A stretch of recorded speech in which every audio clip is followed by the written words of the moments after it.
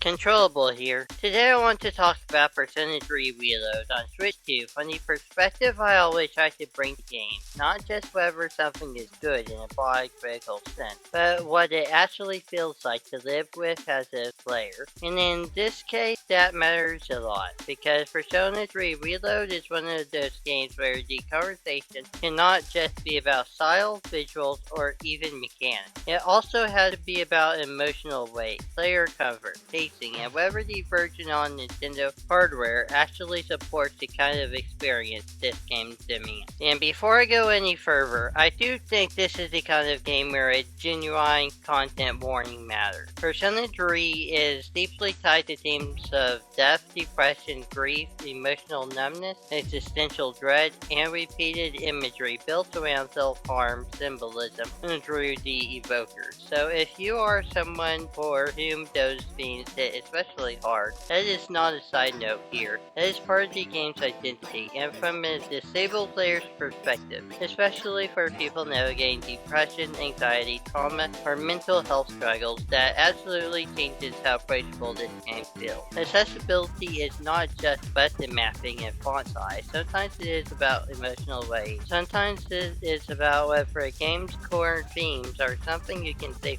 with at all. That is part of what makes Persona 3 Reload such an interesting game to dissect. On the one hand, this is arguably the most polished, most modernized, and most approachable version of Persona 3's base experience in terms of mechanics and presentation. But on the other hand, its central identity is built around heaviness. It is still a game that wants you to sit in discomfort. It is still a game that uses repetition, visual, and dread to communicate its theme. So the question becomes, when Atlas brings that to Switch 2, does the platform make it easier to engage with that experience, or does it introduce new frictions that gets in? At a story level, Persona 3 Reload remains one of the most thematically dense games Atlas has made. This is not the flashy rebellion fantasy of Persona 5, and it is not the warmer mystery tone of Persona 4. Persona 3 is colder, sadder, more reflective, more willing to let silence and inevitability do the work. You arrive at Tatsumi Port Island, get pulled into the Dark Hour, learn to summon a persona, and become part of Seeds as they investigate the shadows and climb Tartarus. Structurally, it is similar and familiar enough now that most people know the pit, but what matters more is the atmosphere of the thing.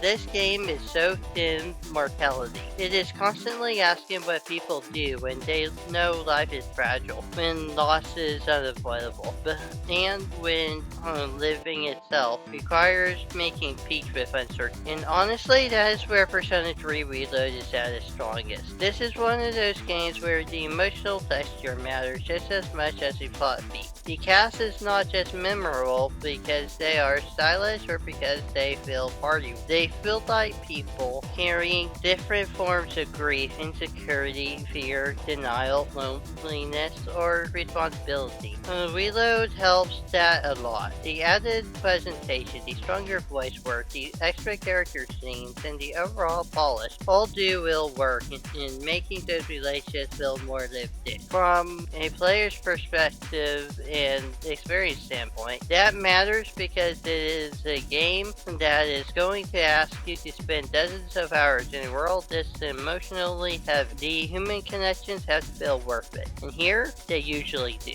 That said, this is also where my disabled gamer lens kick in a little different. Persona 3 Reload is emotionally compelling, but not necessarily easy to interact with. There is a difference. A game can be powerful, yet hard to recommend casual. For some players, that darkness is exactly what makes it resonate. For others, it may be the thing that makes it exhausting, triggering, or simply too much to hold for long stretches.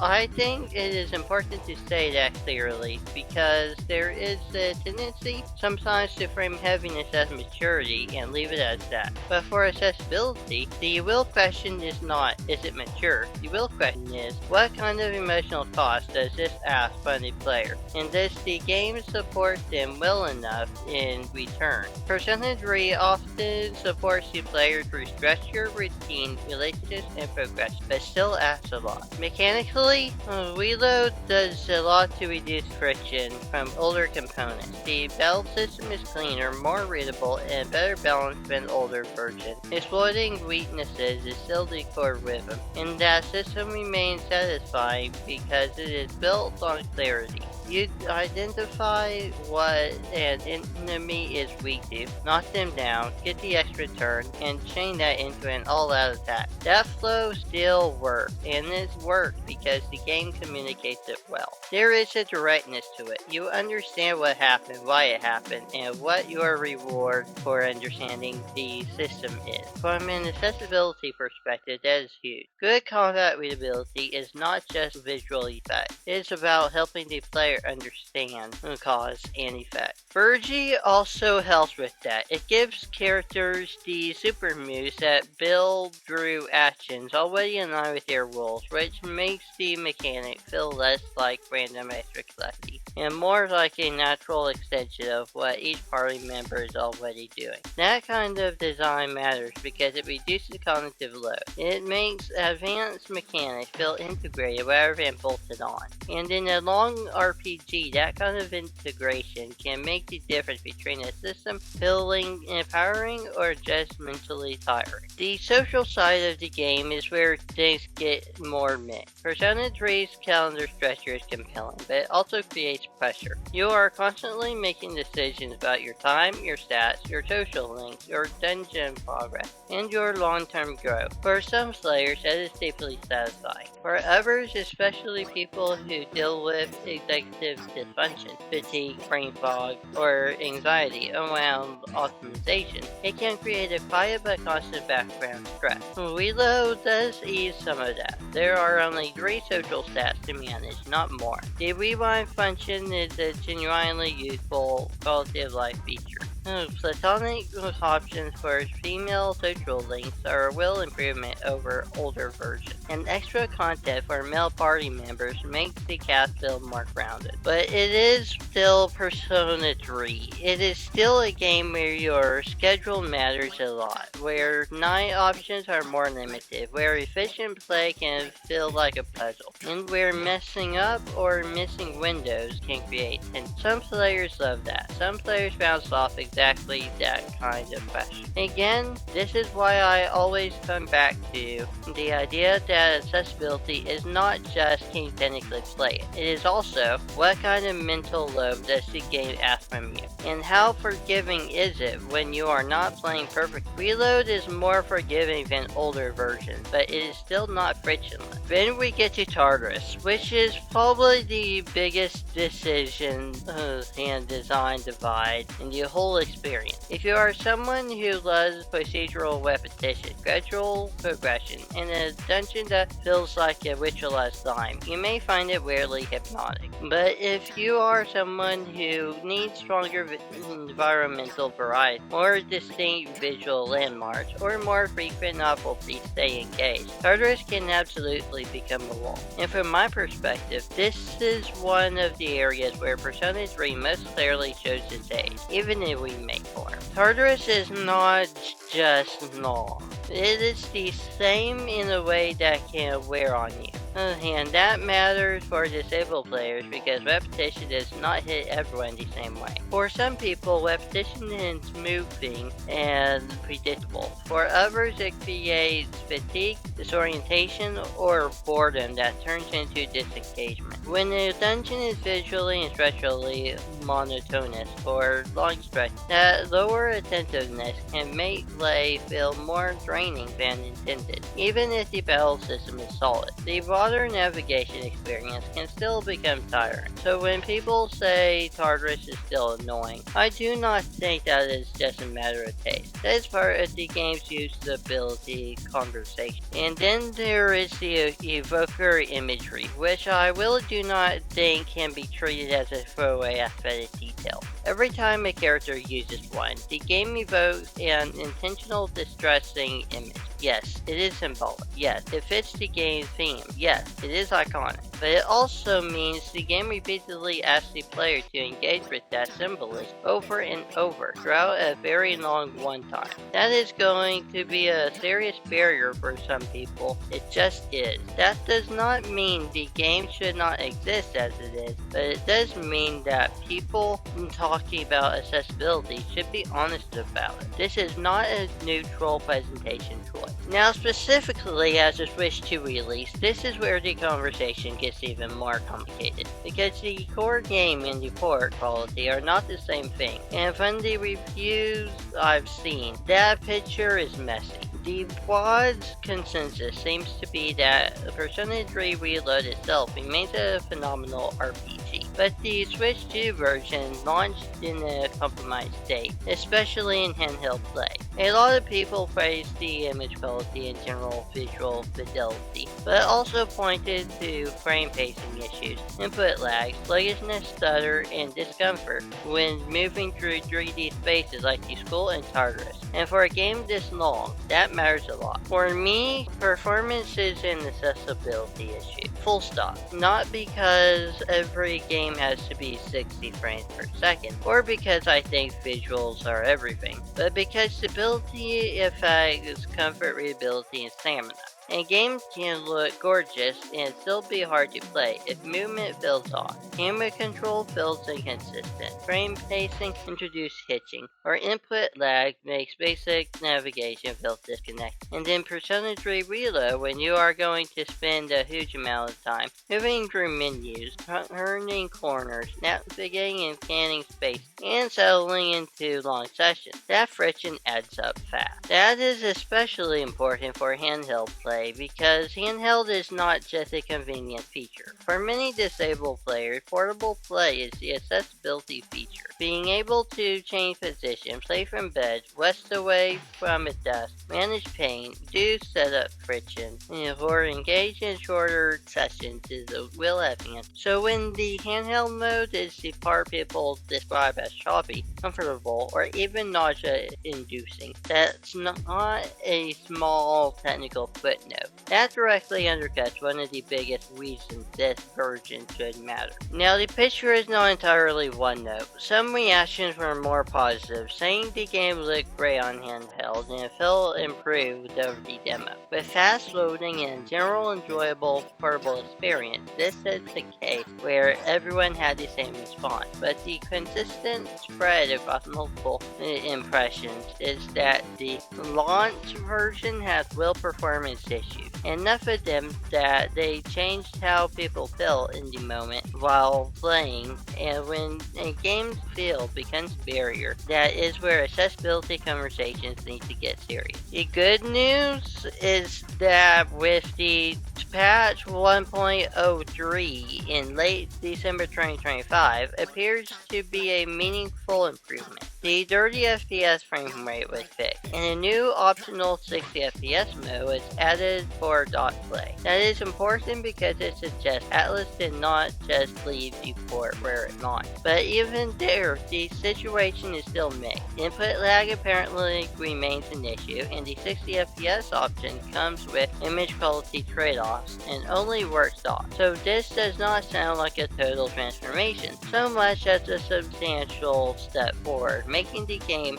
feel more accessible, especially if you mostly play on TV. And that creates a very interesting conclusion for the Switch 2 version specifically. If you are primarily a DOT player, especially after patch, Persona 3 Reload on Switch 2 sounds much easier to recommend. You still get the same incredible core game, the same music, the same cast, the same theme, and now with better frame pacing in an optional higher performance mode. But if your main reason for wanting this version is handheld accessibility, I think the recommendation becomes more cautious. Not because the game is bad, but because comfort matters. And handheld comfort seems to be exactly where the port has been most contested. There is also the value conversation. Multiple reviews noted that the Switch 2 release came late and still sold DLC separately rather than bundling everything. Episode I guess is then included in the base package, which makes the overall value feel lower than it should for a later port. That means because cost accessibility is still accessibility, if a player is being asked to buy in late at a premium with add-ons still separate, then the port really does need to justify itself through convenience, quality, or portability. And if portability is the one area where the version feels compromised, that weakens K. One more thing I want to touch on is the missing female protagonist route, because even though I understand why Reload does not include it, it still matters. Persona 3 Portable female route was not just a cosmetic toggle. It changed the social texture of the game. It changed relationships, changed perspectives, changed how some players connected to the material, and for many people it was a meaningful part of why that version mattered. So while Reloaded is absolutely a more polished audiovisual package, it is not a fully complete replacement for every version of Persona 3 that came before.